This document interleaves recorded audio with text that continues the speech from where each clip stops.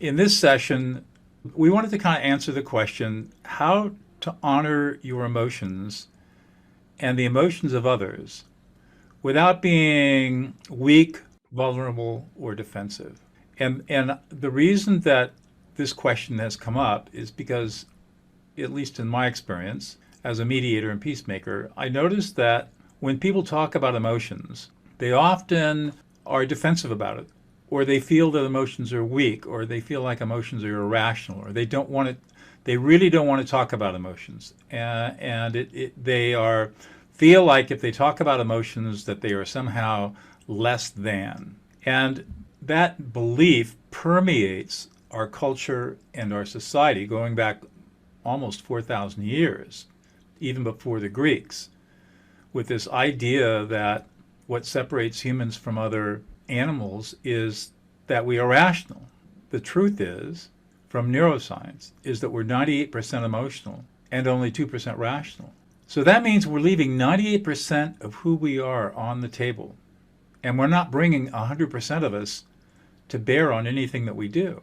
And so, in my view, learning how to honor our emotions is the most foundational skill we can learn because it's who we are. And if we don't learn how to honor our emotions and we continue in the myth that emotions are bad, they're evil, they're irrational, they're weak, then we'll be slaves to our emotions. They'll control us, we won't control them. And two, whenever we confront somebody else who's emotional, we'll never know what to do. And oftentimes we'll react from old programming and just make things worse. And my motivation is, as a peacemaker, is to try to stop conflict, to prevent conflict, to prevent things from escalating, to prevent fights and arguments. And we can do that when we can learn how to honor the fact that we're all emotional beings. I kind of want to divide this up into a couple of topics, and after each topic, I'll speak a little bit, and then Leah will give us her thoughts. The first thing I want to talk about are what are emotions? And then second, why do we believe that emotions are signs of weakness or vulnerability? I've already touched on that a little bit. Why do we become defensive around emotions? And then how do we go about honoring our emotions and honoring the emotions of others? Which people who have taken all of our training know that it's through the process of affect labeling. Any comments on any of that?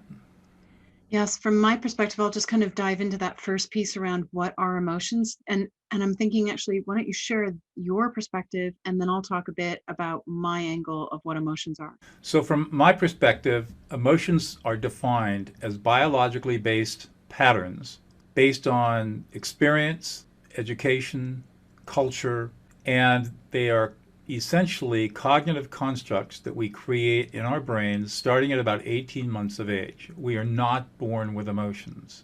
We have to create emotions, and that's part of the developmental process of growing up, and it starts at about the time we verbalize. We are born with affect, which are essentially the feelings of pleasantness and unpleasantness that we experience. Emotions are the cognitive constructs that allow us to take affective experience and concretize it into something that we can do, we can work with. So for example, we're not self-aware of affect, but we can become self-aware of emotions. Emotions allow us to look around and look at a cause and effect. Which has caused me to get so angry? If I didn't have an emotion, I wouldn't be able to determine what was making me angry. Emotions allow me to communicate to other people that I'm having an emotional experience. And that's very powerful. But if all I had was affect, then the only thing that can happen is I just have to rely on automatic programming, and I can't communicate anything about what I'm experiencing. And in fact, this is why people experience the idea, I'm so mad I could put my fist through a wall, or I'm so mad I could hit something, or I'm so mad I want to hit somebody. That's really a lack of emotional self-awareness, and it's a reaction to a strong affective state where somebody's feeling an affect so strongly that they can't manage or understand or process all of the underlying emotions, and the only way they can relieve themselves of the discomfort is through a violent physical action. And that is the source of a lot of violence. In particular, it's the source of almost all domestic violence. Emotions are culturally created. They are biologically based, they are experientially based, and we construct emotions starting at about 18 months, and we continue to construct emotions throughout our lives and through what is known as a process of emotional categorization. Emotions are not feelings.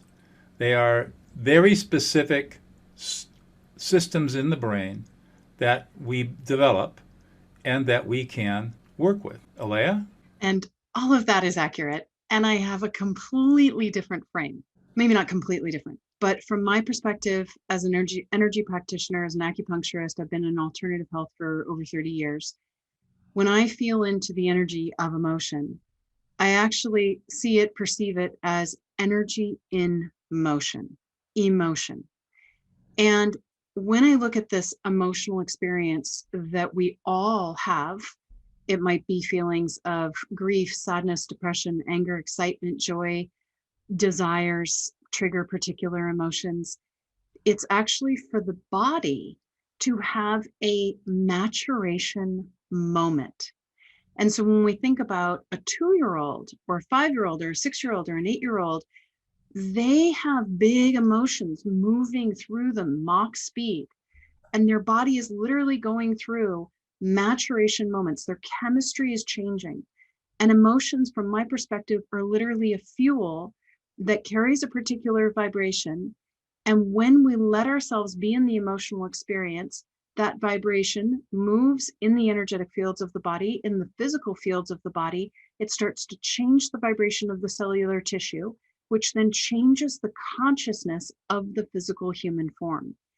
From my perspective, we are souls riding in a body. Our body is a nature spirit. It has its own unique consciousness. It's in its own process of emotion. And one of its primary mechanisms for evolving is using these waves of emotion. So when we shame ourselves or we shame another because of a particular emotion that they're having, we're essentially saying to the body, don't evolve, don't mature, don't move into a more connected, empowered state. How devastating that is. And then we feel totally crushed. We feel like we're cycling and we're not getting anywhere. And we keep repeating these patterns.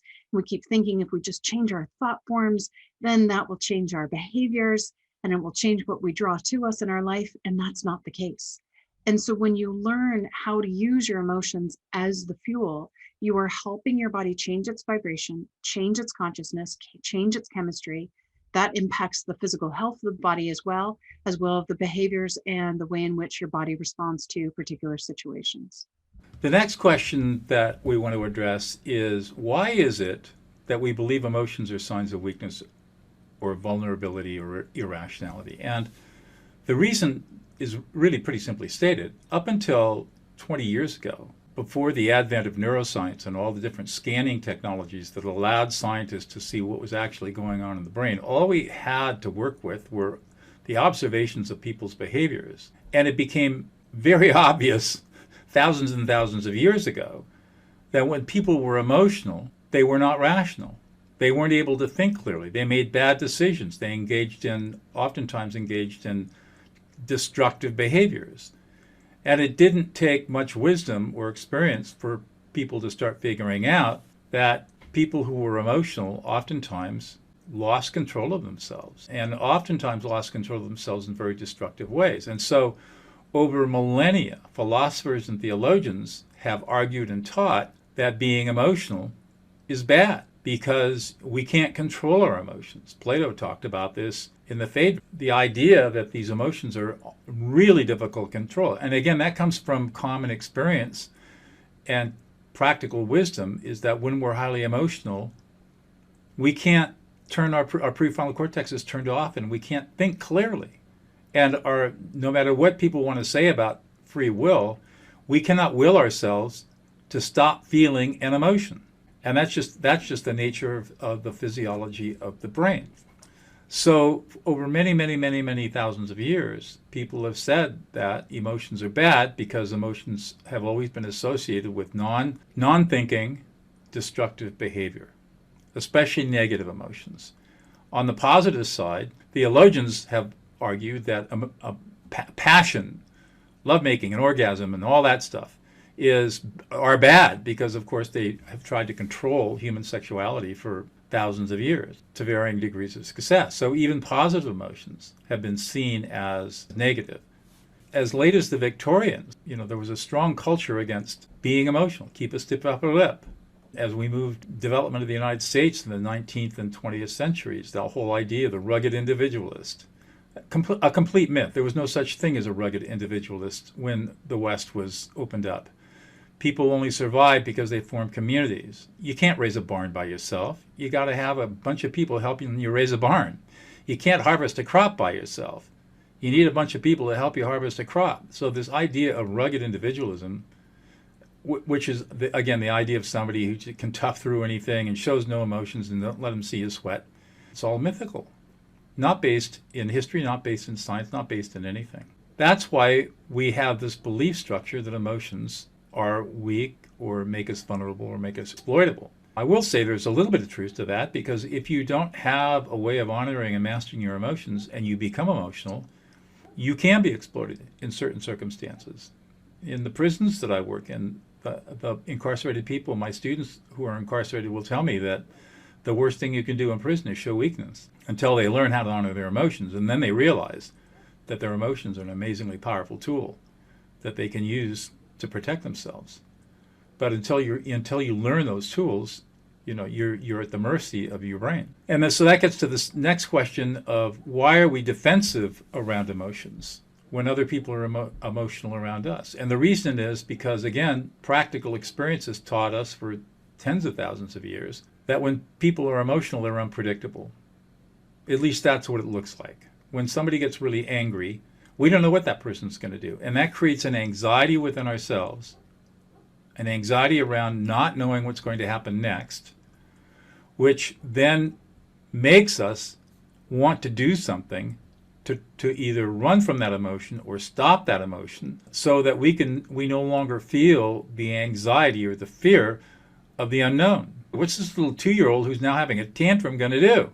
We get anxious over the 2-year-old tantrum because we don't have any way of moderating that 2-year-old's emotional experience until we learn how to honor emotions. And so we get this anxiety, and we can get very defensive around other people's emotions, because other people's emotions are scary to us, because we've never been taught the tools that exist on how to honor emotions in such a way that we can use them as powerful tools, not as things to be afraid of. Aleya? From my perspective, people feel really uncomfortable around emotions, feel weak around emotions because they've, and this is a general statement, I'm sure there are a few people out there that know how to be with emotions. But from my perspective and all the people that I've worked with and met, most people don't know how to be with their own emotions or the emotions of another. So it's literally like the berry that you don't know if it's poisonous and it's going to kill you, or if it's going to nourish you. And so when you're in this place of fear of the unknown, I don't know how to deal with this situation, with this energy, we shut down, we shame it, we think that it's weak, we push it away, we resist it. That which we resist persists, and then we're just in the cycle of it, or we draw more and more angry people to us, or more people who are in grief and sadness and depression, and we just keep seeing it over and over again, and we keep running further away from it, and we keep going deeper into it, because some part of us wants to learn how to be with this incredible current of energy that can help us in our evolutionary process, can help us cultivate deeper levels of awareness of our essence, can move us into deeper states of connection. But again, emotions are the berry that you've never seen before, or rather you've seen it, you just don't know how to be with it, how to work with it. And so when you learn those tools of how to honor your own emotions, how to hold a safe space for another person to have their emotional experience, that fear and that feeling of vulnerability and that perception of weakness goes away. The other piece with emotions, weakness, and vulnerability and fear is that when you were a child, who held safe space and encouraged you to be in your own emotional experience? So if no one in your life ever held a safe space for you and just encouraged you to go deep into your emotional process, to ride your wave of emotion, to let it move through you like a wave, if no one ever did that for you, then you don't know how to do that for yourself. and you don't know how to do that for another. So some of the tools and the practices that Doug and I both teach is how to first learn how to hold a safe space and validate another person in their emotional experience, which is absolute power. I can't imagine, I mean, high levels of anxiety, total insecurity, tons of self-doubt, maybe even shaming myself all the time if I didn't have these skill sets. Because I have these skill sets and teach these skill sets, the insecurity is like nothing, because you know how to be in the presence of your own emotions and in the presence of other people's emotions and hold this incredibly safe healing container without getting depleted, without getting attacked, without feeling vulnerable or weak, but that the opposite, feeling incredibly powerful, but in a really beautiful, healthy, co-creative way. The next question is, how do you honor your own emotions, then honor the emotions of others? And it's very simple. It's a process that's technically called affect labeling. A lay description might be reflecting the emotions of other people, and it's a three-step process. Now, just because I can lay it out in a simple three-step process doesn't mean that you can master it. That's easy. You'll get it in a heartbeat. I'm not promising that it's easy. We do have courses that help people learn this stuff. The three-step process is very simple. Number one, ignore the words. Number two, read the emotions. You can do that automatically. Your brain can just do it automatically. We're hardwired for that. And then number three, and this is the weird part, reflect back the emotions with a simple use statement. So I might say, oh, Aleya, you're really angry. You're really upset. You feel frustrated. You don't feel listened to. You don't feel heard. And you're really anxious. And you're sad because you don't feel connection. And that's how you say it. No I statements, none of that active listening stuff that is garbage. Old Thomas Gordon, psychologist in the 1960s, coined the term active listening, completely wrong. No NVC, completely Marshall Rosenberg, wrong. It doesn't work. Never has, never will. But It can actually trigger people more. That's right. But what does work is affect labeling, and the reason we know it works is because there are brain scanning studies that show exactly why it works the way that it does. So that's how we go about honoring our own emotions and the emotions of others. And in the beginning, you can just start practicing it silently, where you're watching people in your life and you silently say to yourself, you're really happy, you're really excited, you're really scared, you're really angry, you're really tired, you had a really good day. So start with it silently and maybe start doing it to your own self. And then when it's a safe environment where there's not too much risk involved, maybe to your dog, your cat, or your 5-year-old, start doing it out loud of you, the you statement, and then labeling the emotion, but watching your tone, being very compassionate, very kind, very gentle, very gracious. There's no fixing, there's no changing, they're not doing anything wrong. They're having an emotional experience. They need to have that emotional experience for their own moment of maturation. It has nothing to do with you. So when you take yourself out of the picture, you are then able to hold the safest space for people to heal, to awaken.